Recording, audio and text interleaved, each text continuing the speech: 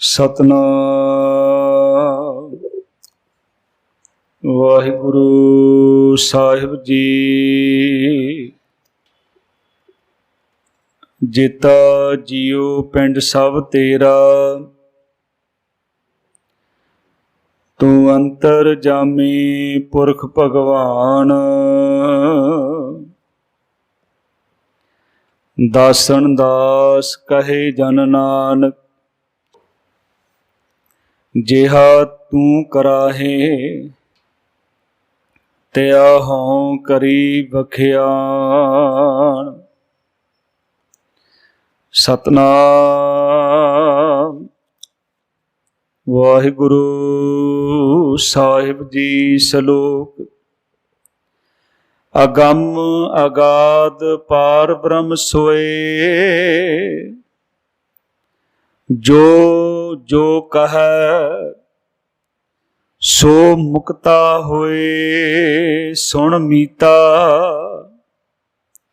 ਨਾਨਕ ਬਿਨਵੰਤਾ,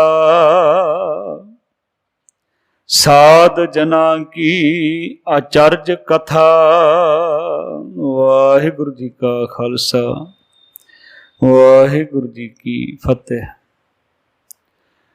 ਪਰਮ ਸਨਮਾਨਯੋਗ ਜੁਗੋ ਜੁਗ ਅਟਲ ਸਤਿਗੁਰੂ ਸਾਹਿਬ ਗੁਰੂ ਗ੍ਰੰਥ ਸਾਹਿਬ ਜੀ ਮਹਾਰਾਜ ਜੀਆਂ ਦੇ ਪਾਵਨ ਪਵਿੱਤਰ ਚਰਨਾਂ ਵਿੱਚ ਸੁਭਾਇਮਾਨ ਹੋ ਕੇ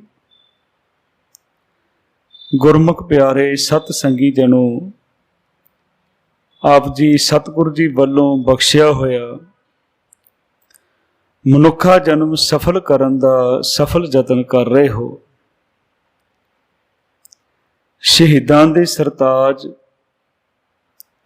ਸਤਿਗੁਰੂ ਪ੍ਰਤੱਖ ਹਰ ਸਾਹਿਬ ਸ੍ਰੀ ਗੁਰੂ ਅਰਜਨ ਸਾਹਿਬ ਜੀ ਮਹਾਰਾਜ ਜੀ ਦੀ ਉਚਾਰਨ ਕੀਤੀ ਹੋਈ ਪਾਵਨ ਪਵਿੱਤਰ ਬਾਣੀ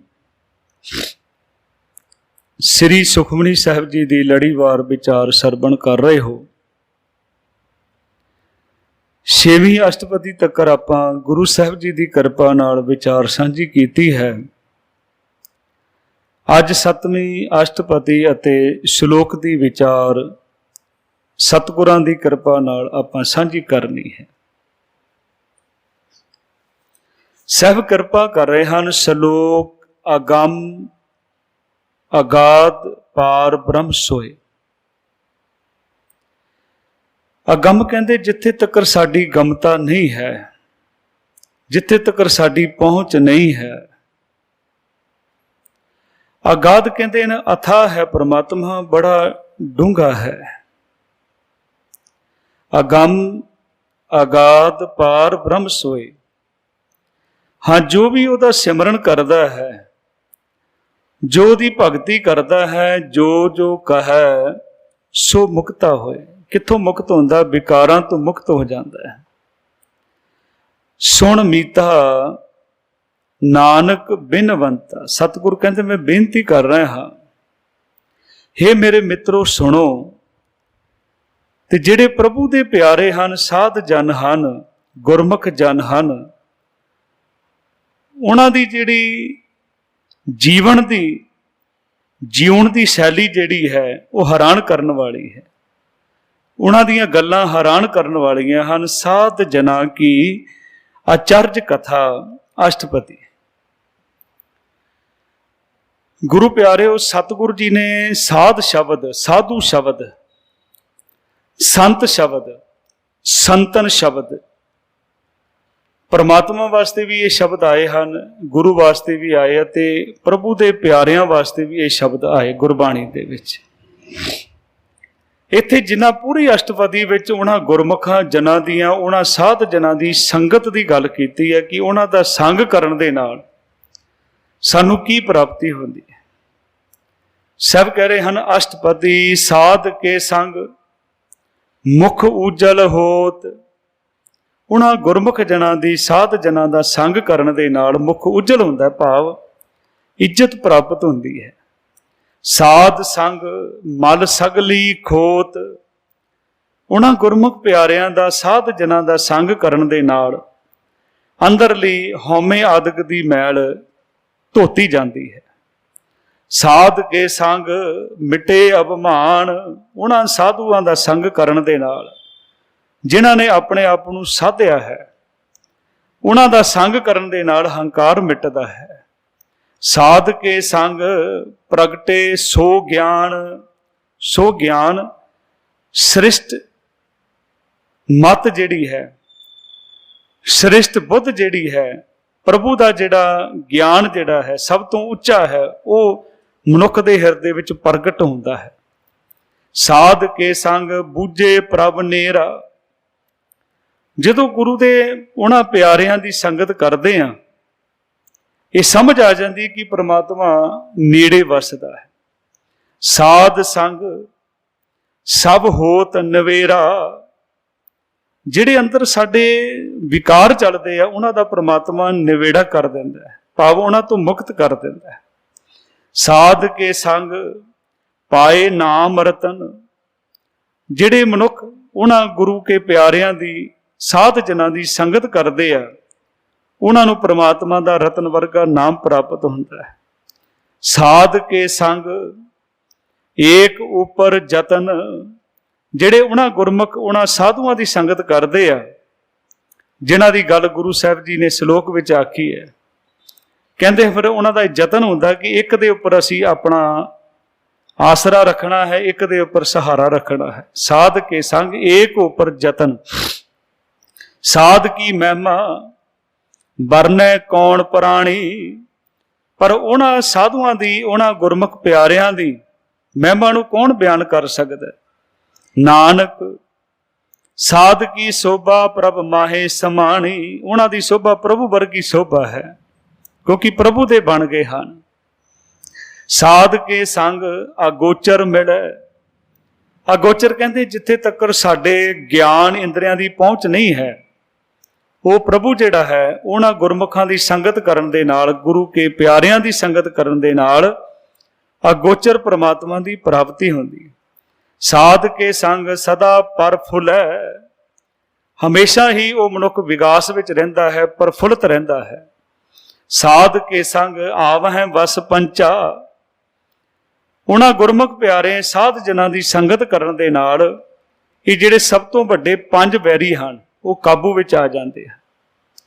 ਸਾਧ ਸੰਗ ਅੰਮ੍ਰਿਤ ਰਸ ਭੁੰਚਾ, ਭੁੰਚਾ ਕਹਿੰਦੇ ਹਨ ਭੋਗਦੇ ਹਨ, ਅੰਮ੍ਰਿਤ ਰਸ ਨੂੰ ਭੋਗਦੇ ਹਨ। ਸਾਧ ਸੰਗ ਹੋਏ ਸਭ ਕੀ ਰੇਣ, ਉਹਨਾਂ ਗੁਰਮੁਖ ਉਹਨਾਂ ਸਾਧ ਜਨਾਂ ਦੀ ਸੰਗਤ ਕਰਨ ਦੇ ਨਾਲ ਮਨੁੱਖ ਦਾ ਮਨ ਸਾਰਿਆਂ ਦੇ ਚਰਨ ਧੂੜ ਬਣ ਜਾਂਦਾ ਹੈ।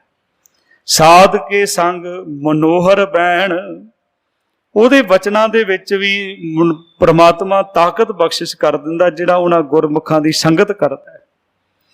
ਸਾਧ ਕੇ ਸੰਗ ਨਾ ਕਤ ਹੂੰ ਧਾਵੈ, ਉਹਨਾਂ ਉਹਨਾਂ ਸਾਧੂਆਂ ਦੀ ਸੰਗਤ ਕਰਨ ਦੇ ਨਾਲ ਫਿਰ ਮਨੁੱਖ ਦਾ ਮਨ ਜਿਹੜਾ ਇੱਧਰ ਉੱਧਰ ਨਹੀਂ ਦੌੜਦਾ ਕਿ ਇੱਥੋਂ ਆਹ ਮਿਲ ਜਾਏਗਾ, ਉੱਥੋਂ ਆਹ ਮਿਲ ਜਾਏਗਾ, ਦੌੜਦਾ ਨਹੀਂ ਹੈ। ਕੀ ਕਰਦਾ, ਕਹਿੰਦੇ ਸਾਧ ਸੰਗ ਅਸਥਿਤ ਮਨ ਪਾਵੈ, ਅਸਥਿਤ ਹੋ ਜਾਂਦਾ ਹੈ, ਡੋਲਣੋਂ ਹਟ ਜਾਂਦਾ ਹੈ। ਸਾਧ ਕੈ ਸੰਗ ਮਾਇਆ ਤੇ ਭਿੰਨ, ਇਹ ਸਾਧ ਦੀ ਸੰਗਤ ਕਰਨ ਨਾਲ, ਗੁਰੂ ਕੇ ਪਿਆਰਿਆਂ ਦੀ ਸੰਗਤ ਕਰਨ ਦੇ ਨਾਲ ਮਾਇਆ ਤੋਂ ਆਪਣੇ ਆਪ ਨੂੰ ਭਿੰਨ ਕਰ ਲੈਂਦਾ, ਅਲੱਗ ਕਰ ਲੈਂਦਾ ਹੈ। ਸਾਧ ਸੰਗ ਨਾਨਕ ਪ੍ਰਭ ਸੋ ਪ੍ਰਸੰਨ, ਜਦੋਂ ਅਸੀਂ ਗੁਰਮੁਖਾਂ ਦੀ ਉਹਨਾਂ ਸਾਧ ਜਨਾਂ ਦੀ ਸੰਗਤ ਕਰਦੇ ਹਾਂ, ਪ੍ਰਭੂ ਵੀ ਸਾਡੇ ਤੇ ਪ੍ਰਸੰਨ ਹੁੰਦਾ ਹੈ। ਸਾਧ ਸੰਗ ਦੁਸ਼ਮਣ ਸਭ ਮੀਤ, ਤੇ ਜਿਹੜੇ ਉਹਨਾਂ ਗੁਰਮੁਖਾਂ ਦੀ ਸੰਗਤ ਕਰਦੇ ਆ ਉਹਨਾਂ ਵਾਸਤੇ ਫਿਰ ਦੁਸ਼ਮਣ ਵੀ ਮਿੱਤਰ ਹਨ। ਗੁਰੂ ਸਾਹਿਬ, ਗੁਰੂ ਅਰਜਨ ਸਾਹਿਬ ਜੀ ਮਹਾਰਾਜ, ਜਿਨ੍ਹਾਂ ਦਾ ਕੱਲ ਸ਼ਹੀਦੀ ਦਿਹਾੜਾ ਹੈ, ਸਤਿਗੁਰੂ ਜੀ ਨੂੰ ਪੁੱਛਿਆ ਸਾਈਂ ਮੀਆਂ ਮੀਰ ਜੀ ਨੇ, ਗੁਰੂ ਸਾਹਿਬ ਮਹਾਰਾਜ, ਤੇ ਤੁਸੀਂ ਤਾਂ ਪੜ੍ਹਦੇ ਹੋ ਬਾਣੀ ਦੇ ਵਿੱਚ, ਸਭ ਕੋ ਮੀਤ ਹਮ ਆਪਣ ਕੀਨਾ, ਹਮ ਸਭਨਾ ਕੇ ਸਾਜਨ, ਪਰ ਇਹ ਕਿੱਥੋਂ ਦੁਸ਼ਮਣ ਪੈਦਾ ਹੋ ਗਏ? ਗੁਰੂ ਸਾਹਿਬ ਕਹਿੰਦੇ ਮੇਰੇ ਅੰਦਰ ਕੁਛ ਨਹੀਂ ਹੈ, ਉਹ ਮੇਰੇ ਨਾਲ ਵੈਰ ਕਰ ਰਹੇ ਆ, ਦੁਸ਼ਮਣੀ ਕਰ ਰਹੇ, ਮੈਂ ਤਾਂ ਨਹੀਂ ਉਹਨਾਂ ਦੇ ਨਾਲ ਕਰ ਰਿਹਾ, ਮੈਂ ਨਹੀਂ ਕਰ ਰਿਹਾ। ਕਿੱਦਾਂ ਗੁਰੂ ਸਾਹਿਬ ਮਹਾਰਾਜ ਜੀ ਨੂੰ ਤਸੀਹਤ ਦਿੱਤੇ ਗਏ, ਤਸੱਦਦ ਕੀਤਾ ਗਿਆ। ਦੁਨੀਆ ਦੇ ਵਿੱਚ ਬਹੁਤ ਵੱਡਾ ਇੱਕ ਮੁਜੱਸ਼ਮਾ ਪੈਦਾ ਕਰ ਦਿੱਤਾ। ਸ਼ਹਾਦਤ ਆ ਗੁਰੂ ਅਰਜਨ ਸਾਹਿਬ ਜੀ ਮਹਾਰਾਜ ਨੇ ਬਹੁਤ ਵੱਡੀ ਕਿਰਪਾ ਕੀਤੀ, ਕਿਉਂਕਿ ਸਤਿਗੁਰੂ ਨੇ ਕਿਹਾ ਕਿ ਜਿੰਨੇ ਤੱਕ ਨੀਹਾਂ ਮਜ਼ਬੂਤ ਨਹੀਂ ਹੁੰਦੀਆਂ ਨਾ, ਤੇ ਮਕਾਨ ਖੜੇ ਕਰਨੇ ਬਹੁਤ ਮੁਸ਼ਕਲ ਹੋ ਜਾਂਦੇ ਆ। ਕਦੇ ਵੀ ਥੋੜੀ ਬਹੁਤੀ ਹਨੇਰੀ ਨਾਲ ਹੀ ਉਹ ਡਿੱਗ ਜਾਂਦੇ ਮਕਾਨ। ਜਿੰਨੇ ਤੁਸੀਂ ਮਕਾਨ ਨੂੰ ਉੱਚਾ ਲੈ ਕੇ ਜਾਣਾ ਹੈ, ਜਿੱਡਾ ਵੱਡਾ ਮਹਿਲ ਬਣਾਉਣਾ, ਉਨੀਆਂ ਨੀਹਾਂ ਵੀ ਮਜ਼ਬੂਤ ਕਰਨੀਆਂ ਪੈਂਦੀਆਂ ਹਨ। ਆ ਸਾਗਰ, ਜਿਹੜੇ ਸਾਗਰਾਂ ਦੇ ਵਿੱਚ ਪੁਲ ਬਣਦੇ ਆ, ਉਹ ਕਿੰਨੀ ਮਜ਼ਬੂਤੀ ਦਿੰਦੇ ਹੋਣਗੇ, ਕਿੰਨੇ ਉਹਦੇ ਪੁਲ ਦੇ ਪੋਲ ਜਿਹੜੇ ਥੱਲੇ ਤੱਕ ਜਾਂਦੇ ਆ, ਥੰਮ ਕਿੰਨੇ ਮਜ਼ਬੂਤ ਬਣਾਏ ਜਾਂਦੇ ਆ। ਵੱਧ ਤੋਂ ਵੱਧ ਸਰੀਆ ਉਹਦੇ ਵਿੱਚ, ਵੱਧ ਤੋਂ ਵੱਧ ਸੀਮਟ ਪਾਇਆ ਜਾਂਦਾ ਹੈ, ਕਿੰਨੀ ਮਜ਼ਬੂਤੀ ਦਿੱਤੀ ਜਾਂਦੀ ਹੈ ਕਿ ਪਾਣੀ ਦਾ ਵਹਾਓ ਜਿਹੜਾ ਹੈ, ਤੂਫਾਨ ਵੀ ਆ ਜਾਏ ਤੇ ਉਹ ਪੁਲ ਨਾ ਡਿੱਗੇ। ਤੇ ਗੁਰੂ ਸਾਹਿਬ ਜੀ ਨੇ ਇਦਾਂ ਦੀਆਂ ਨੀਹਾਂ ਮਜ਼ਬੂਤ ਕਰ ਦਿੱਤੀ ਸ਼ਹਾਦਤ ਦੇ ਕੇ ਕਿ ਕੁਛ ਵੀ ਹੋ ਜਾਏ, ਹਨੇਰੀਆਂ ਚੱਲ ਜਾਣ, ਝੱਖੜ ਚੱਲ ਜਾਣ, ਕਿੰਨਾ ਕੁਛ ਹੋਇਆ ਸਾਡੀ ਕੌਮ ਦੇ ਨਾਲ, ਪਰ ਨੀਂਹ ਕਿਹਨੇ ਮਜ਼ਬੂਤ ਕੀਤੀ ਹੈ? ਗੁਰੂ ਅਰਜਨ ਸਾਹਿਬ ਜੀ ਮਹਾਰਾਜ। ਸਾਹਿਬ ਮਹਾਰਾਜ ਕਹਿੰਦੇ, ਭਾਈ ਮੇਰੇ ਅੰਦਰ ਹੱਲੇ ਵੀ ਇਹਨਾਂ ਪ੍ਰਤੀ ਵੈਰ ਨਹੀਂ ਹੈ, ਉਹ ਕਰਦੇ ਹੋਣਗੇ, ਮੈਂ ਨਹੀਂ ਕਰ ਰਿਹਾ। ਸਾਧ ਸੰਗ ਦੁਸ਼ਮਣ ਸਭ ਮੀਤ, ਸਾਧੂ ਕੇ ਸੰਗ ਮਹਾ ਪੁਨੀਤ। ਤੇ ਜਿਹੜੇ ਗੁਰਮੁਖ ਪਿਆਰਿਆਂ ਦੀ ਸੰਗਤ ਕਰਦੇ ਆ, ਮਹਾ ਪਵਿੱਤਰ ਬਣ ਜਾਂਦੇ ਆ। ਸਾਧ ਸੰਗ ਕਿਸ ਸਿਓ ਨਹੀਂ ਬੈਰ। ਤੇ ਜਿਹੜੇ ਗੁਰਮੁਖ ਜਨਾਂ ਦੀ ਸੰਗਤ ਕਰਦੇ ਆ, ਉਹਨਾਂ ਦਾ ਕਿਸੇ ਨਾਲ ਵੈਰ ਨਹੀਂ ਹੈ। ਸਾਧ ਕੇ ਸੰਗ ਨਾ ਬੀਗਾ ਪੈਰ। ਬੀਗਾ ਕਹਿੰਦੇ ਟੇਢਾ, ਉਹ ਮੰਦੇ ਚੰਗੇ ਪਾਸੇ ਨਹੀਂ ਜਾਂਦੇ, ਉਸ ਬਿਲਕੁਲ ਪਰਮਾਤਮਾ ਦੇ ਮਾਰਗ ਤੇ ਚੱਲਦੇ ਹਨ। ਸਾਧ ਕੇ ਸੰਗ ਨਾਹੀ ਕੋ ਮੰਦਾ। ਜਿਹੜੇ ਉਹਨਾਂ ਗੁਰਮੁਖ ਪਿਆਰਿਆਂ ਦੀ, ਸਾਧ ਜਨਾਂ ਦੀ ਸੰਗਤ ਕਰਦੇ ਆ, ਸੰਗ ਕਰਦੇ ਆ, ਉਹਨਾਂ ਦੀ ਨਜ਼ਰ ਦੇ ਵਿੱਚ ਕੋਈ ਮੰਦਾ ਨਹੀਂ ਹੈ।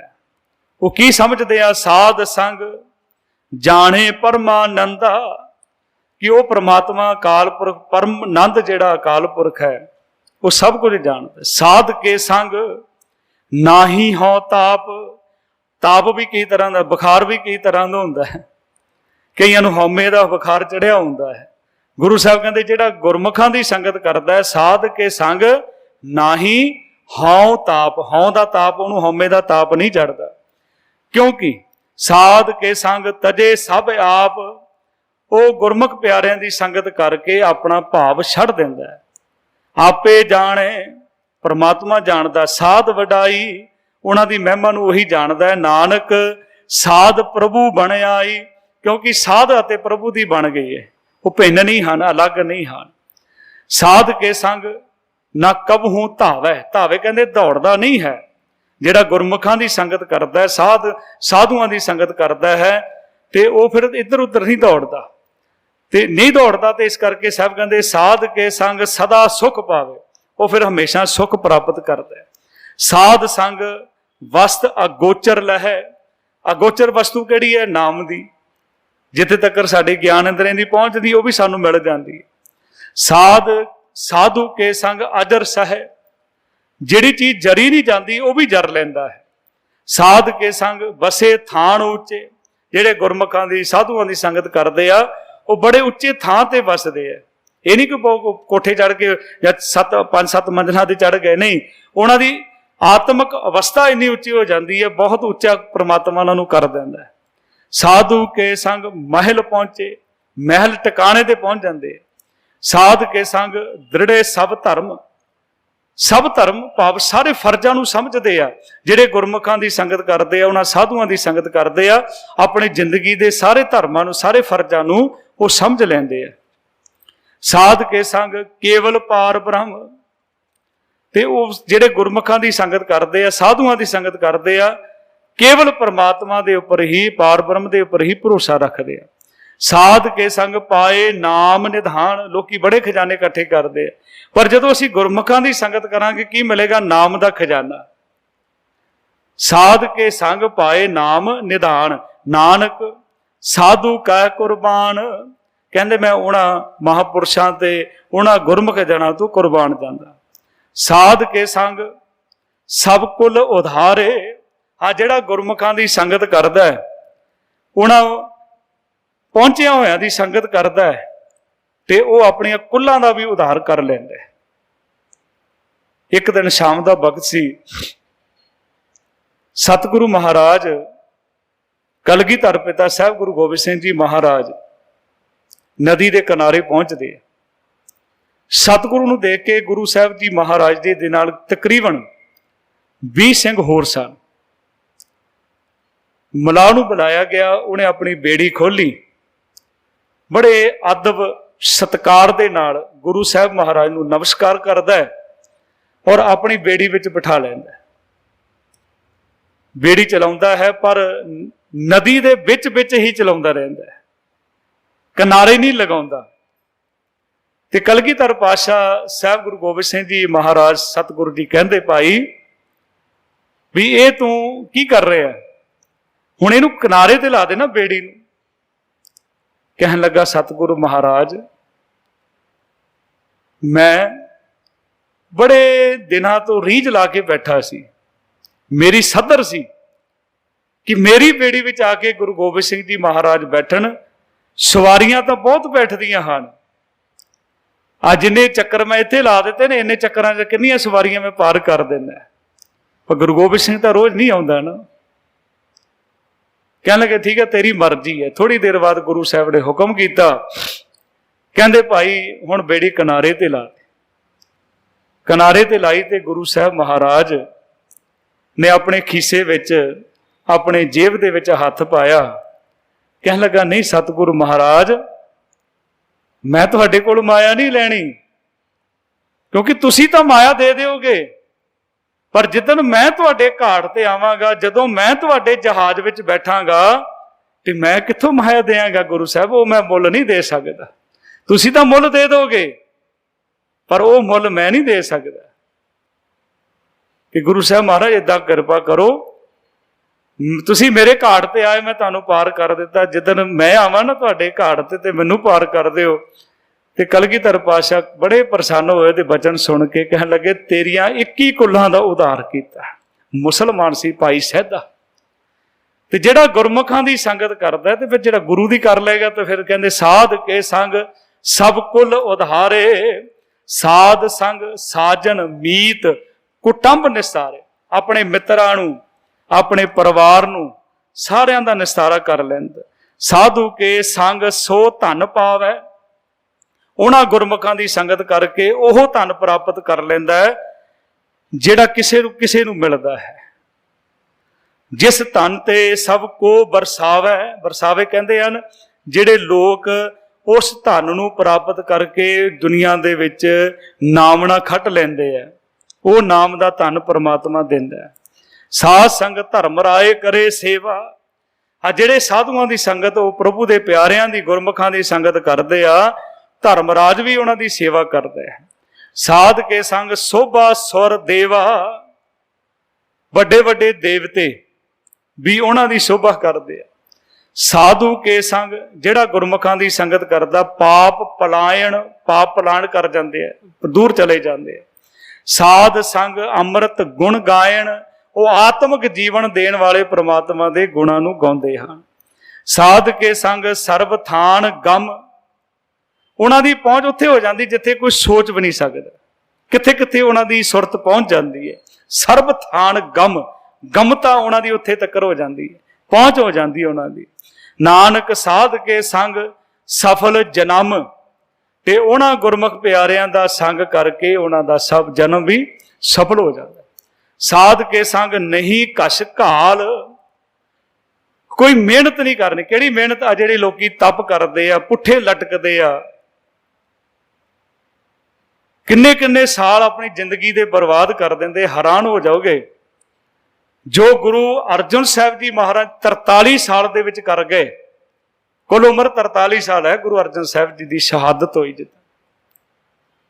ਤੇ ਸੋਚਣਾ ਬਹੁਤ ਮੁਸ਼ਕਲ ਹੈ ਜੋ ਗੁਰੂ ਸਾਹਿਬ ਮਹਾਰਾਜ ਨੇ ਕੀਤਾ ਹੈ, ਕਿਉਂਕਿ ਜੁੜ ਗਏ ਰੱਬ ਦੇ ਪਿਆਰ ਦੇ ਵਿੱਚ ਸਨ।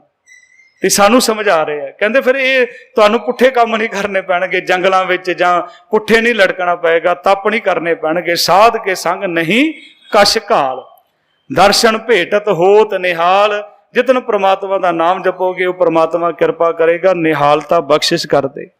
साध के संग कलूखत हर है, गुरमुख प्यारिਆਂ ਦਾ संग करके कलूखत कहते हैं पाप परमात्मा उन्हां दे खत्म कर दिंदा है।